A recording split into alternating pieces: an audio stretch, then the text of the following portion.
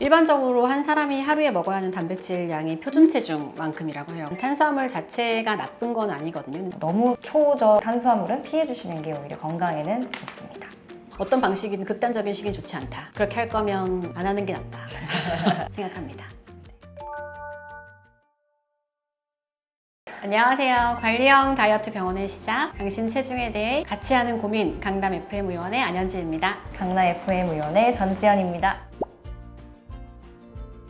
무조건 단백질만 먹는 그런 극단적인 식단은 추천드리지 않습니다. 고단백식이라 하면 총 에너지의 25%에서 30% 정도를 단백질로 섭취를 하는 식단을 말하는데요. 탄수화물 섭취를 줄일 수 있고 에너지 총량을 좀 줄일 수 있기 때문에 다이어트 측면에서는 좋은 식이라고 볼 수는 있겠습니다. 그러나 단백질만 섭취하는 것은 건강을 해칠 수가 있기 때문에 지양을 하셨으면 좋겠습니다.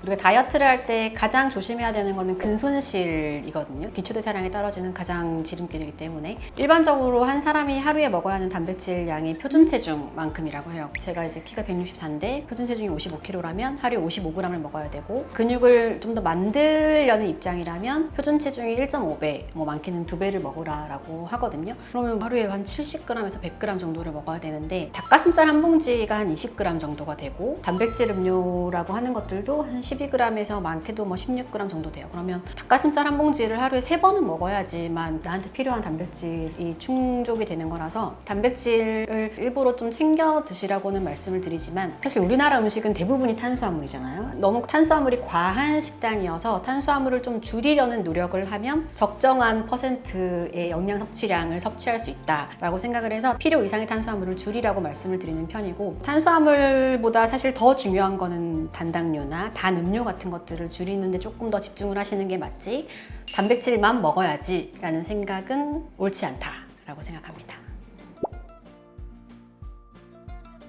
케톤 생성 시기가 처음 만들어진 거는 소화내전증에서 난치성 내전증에 대한 치료 목적으로 제일 처음 썼었거든요. 브레인이 포도당을 쓸 때보다 포도당이 없는 상태에서 만들어지는 케톤 바디를 사용했을 때 내전증이 좀 더 좋아지더라 라고 해서 그걸 썼는데, 부작용으로 아이들이 살이 너무 많이 빠져서 그걸 보고 이제 케토제닉 다이어트가 다이어트에 도움이 되는구나 라고 해서 지금 사실 하고 있는데, 너무 극단적인 시기이기는 하죠. 탄수화물이 지금은 마치 공공이 적인 것처럼 생각이 되고 있지만 탄수화물 자체가 나쁜 건 아니거든요. 좋은 탄수화물을 먹는가 나쁜 탄수화물을 먹는가가 더 중요하다고 생각을 하고, 필요 이상을 먹는가 아닌가가 중요한 거지 탄수화물을 뭐 아예 먹지 않아야 한다라고 생각하진 않아요. 얼마 전에 오셨던 분이 저 진짜 많이 안 먹어요, 고기만 먹어요, 케톤 시기 하고 있어요 라고 하셨는데, 이야기를 들어보면 고기를 많이 드시지만 맛있는 음료도 엄청 드시고 빵은 안 먹지만 다른 탄수화물, 당류를 많이 드시고 계시거든요. 케톤 생성 시기가 다이어트에 도움이 되려면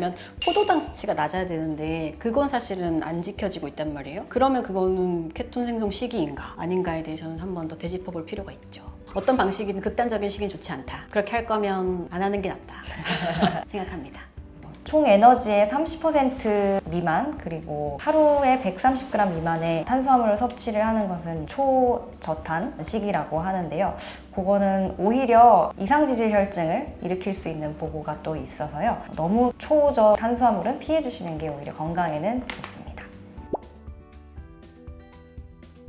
간헐적 단식이라는 다이어트 방법인데 효과가 있는가? 논문상으로는 효과가 있다라고 하는 경우도 있고, 또 최근에는 효과가 없다라고 하는 경우도 사실은 있고요. 하루 동안 섭취한 총 열량이 가장 중요하다라고 하는 게 사실 가장 최근의 이야기이긴 합니다. 제가 진료실에서 더 강조드리는 내용은 아침, 점심, 저녁을 끼니의 형태로 챙겨 먹어야 한다. 그 이유는 끼니의 형태로 챙겨 먹어야 저녁 먹고 나서부터 다음날 아침까지 아무것도 안 먹을 수가 있고, 식사와 식사 사이에 공복 시간을 지킬 수가 있다. 공복 시간을 지킨다는 것의 가장 큰 의미는 살이 잘 찌는 체질인 경우에는 되게 인슐린 저항성이 있는 경우들이 많거든요. 그런 인슐린 저항성을 극복하는 가장 좋은 방법이 야식 안 먹는 거랑 공복 시간 지키는 거다, 이렇게 말씀을 드리고 있습니다.